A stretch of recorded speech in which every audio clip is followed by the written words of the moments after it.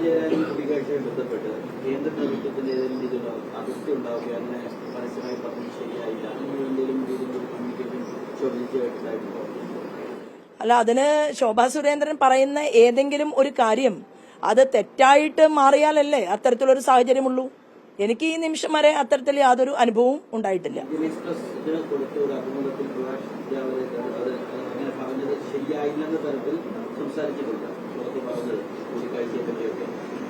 ഞാനത് കണ്ടിട്ടില്ലല്ലോ. കാരണം പ്രകാശ് ജാവേദ്കർജിയുമായി ബന്ധപ്പെട്ട ഏതെങ്കിലും വിഷയം ശോഭാ സുരേന്ദ്രൻ പറഞ്ഞുവോ എന്നതാണ് അദ്ദേഹം മാതൃഭൂമിയോട് പറഞ്ഞത്.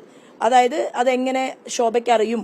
അതായത് പ്രകാശ് ജാവേദ്കർജിയുമായി ചില കാര്യങ്ങൾ നന്ദകുമാറിന്റെ ഭാഗത്ത് നിന്ന് മാധ്യമ സുഹൃത്തുക്കളോട് പറഞ്ഞിരുന്നു. അപ്പൊ അദ്ദേഹം പെട്ടെന്ന് എന്താണ് ഞാൻ പറഞ്ഞ സ്റ്റേറ്റ്മെന്റ് എന്ന് അറിയാത്ത സമയത്താണ് അദ്ദേഹം അങ്ങനെ പറഞ്ഞതെന്നാണ് ഒരു മാധ്യമ സുഹൃത്ത് എന്നോട് പറഞ്ഞത്. പിന്നീട് അദ്ദേഹം തന്നെ അതിനെക്കുറിച്ച് മറുപടി കൊടുത്തിട്ടുണ്ടല്ലോ. അങ്ങനെയൊന്നും സംഭവിച്ചിട്ടില്ല.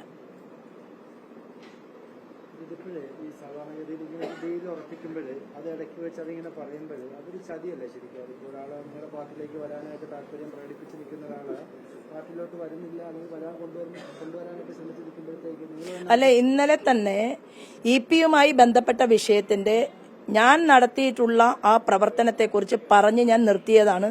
അവിടെ നിന്ന് ഒരു കടുകുമണിക്ക് പോലും ഇനി ബാക്കി പറയാൻ പുതുതായിട്ട് ഒന്നുമില്ല എന്നുള്ളതാണ്. പ്രധാനമായിട്ടും കോൺഗ്രസ് ഒക്കെ പറയുന്നത് മുഖ്യമന്ത്രിക്ക് വേണ്ടിയാണ് EP വന്നത് എന്നുള്ളതാണ് അവർ പറയുന്നത്. അത്തരം ഇടപെടൽ മറ്റ് കേസുകൾ കരവിനോടക്കമുള്ള വിഷയങ്ങൾ ഒത്തുതീർപ്പാക്കുന്നതിന് വേണ്ടിയുള്ള ഇടനിലക്കാരനായാണ് EP വന്നതെന്നാണ് ആരോപണം കോൺഗ്രസ് അടക്കം ഉന്നയിക്കുന്നത്. മുഖ്യമന്ത്രിയുടെ അറിവോടെയാണ് അതാണോ? അത്തരം ചർച്ചകളാണോ അതോ രാഷ്ട്രീയ ചർച്ചകൾ മാത്രമാണോ നടന്നത്? അല്ല, ഞാൻ പറഞ്ഞല്ലോ, ഞാൻ ഏതൊരു കാര്യം പറയുമ്പോഴും അത് ക്രിസ്റ്റൽ ക്ലിയർ ആയിട്ട് മാധ്യമ സുഹൃത്തുക്കളുടെ മുന്നിൽ പറയുന്ന ഒരാളാണ്. അതിൽ വളയ്ക്കുകയോ അല്ലെങ്കിൽ ഒടിക്കുകയോ മുറിക്കുകയോ ഒന്നും ചെയ്യാറില്ല. കൃത്യമായി തന്നെയാണ് ഞാൻ കാര്യങ്ങൾ അവതരിപ്പിക്കാറുള്ളത്. അങ്ങനെയാണെങ്കിൽ കേന്ദ്രത്തിന്റെ തന്നെ നേതാവായിട്ടുള്ള KC വേണുഗോപാലിന്റെ പാർട്ടിയിൽ നിന്ന് പലരും ഭാരതീയ ജനതാ പാർട്ടിയുടെ അഖിലേന്ത്യാ ലീഡർഷിപ്പുമായി ചർച്ച നടത്തിക്കൊണ്ട് BJPയുടെ പല പൊസിഷനുകളിലേക്കും വന്നിട്ടുള്ളത് രാഹുൽ ഗാന്ധിക്ക് വേണ്ടി എന്തെങ്കിലും ഡീൽ ഉറപ്പിക്കാനാണോ? അല്ലല്ലോ.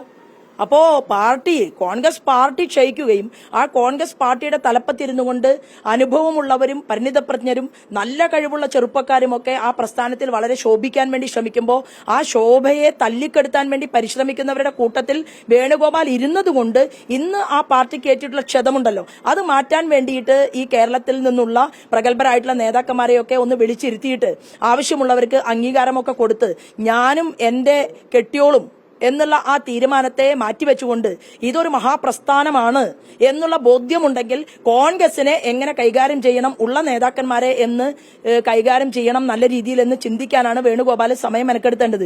അല്ലാതെ BJPയെ ഒന്നും പാഠം പഠിപ്പിക്കേണ്ട ഒരു അവസ്ഥയിലേക്ക് വേണുഗോപാലിനെ ഞങ്ങൾ ആരും വലിയ ആളായിട്ട് കാണുന്നില്ല. ദേശീയ തലത്തിൽ അതിപ്രഗത്ഭന്മാരായിട്ടുള്ള കോൺഗ്രസിന്റെ നേതാക്കന്മാരുടെ 10% പോലും കഴിവുണ്ടായിട്ടല്ല വേണുഗോപാൽ എന്ന് പറയുന്ന ഈ കോൺഗ്രസിന്റെ നേതാവ് അവിടെ കയറിയിരിക്കുന്നത്. അതിനെക്കുറിച്ച് കൂടുതലൊന്നും ഞാൻ പറയേണ്ട ആവശ്യമില്ല. അപ്പൊ പ്രസ്ഥാനത്തെ വളർത്താൻ ആവശ്യമായിട്ടുള്ള എന്തെങ്കിലും പദ്ധതികൾ ഉണ്ടെങ്കിൽ അത് ആവിഷ്കരിക്കാൻ വേണുഗോപാൽ മുന്നോട്ട് വന്നാൽ നന്നായിരിക്കും എന്ന് മാത്രമേ അതിനെക്കുറിച്ച് ഇപ്പോ എനിക്ക് പറയാനുള്ളൂ. എന്നോട് അല്ല, അത് പറഞ്ഞ ആളല്ലേ തെളിയിക്കേണ്ടത്. അതായത് വേണുഗോപാൽ അങ്ങനെ പറയുമ്പോ തെളിയിക്കേണ്ട വേണുഗോപാലിന്റെ ഏറ്റവും അടുത്ത സുഹൃത്താണ് പിണറായി വിജയൻ. കാരണം വേണുഗോപാലുമായി ബന്ധപ്പെട്ടുകൊണ്ടുള്ള കരിമണൽ കർത്തയുടെ വിഷയം മുന്നോട്ട് വന്ന സമയത്ത് ഞാൻ ആരോപണം ഉന്നയിച്ചിട്ട് ഏതാണ്ട് 19-20 ദിവസക്കാലം മാധ്യമങ്ങളോട് ഒരു മറുപടിയും പറയാതെ സെക്രട്ടേറിയറ്റിൽ നിന്ന് പിണറായി വിജയൻ പാപിയുടെ കൈ പിടിച്ചുകൊണ്ട് ഫയല് ഒഴിവാക്കി കൊടുത്തതിന് ശേഷമാണ് എനിക്കെതിരെ കോടതിയിൽ വരെ പോയി ഞാൻ കോടതിയിൽ പോയിട്ടുണ്ട് എന്ന് വരുത്തി തീർക്കാൻ ശ്രമിച്ചിട്ടുള്ളത്. അപ്പൊ ആദ്യം സ്വന്തം മുഖം നന്നാവാത്തതിനെ കണ്ണാടി തല്ലിപ്പൊട്ടിച്ചിട്ട് വല്ല കാര്യവുമുണ്ടോ? അതിനെക്കുറിച്ചാണ് അവരൊക്കെ ആലോചിക്കേണ്ടത്.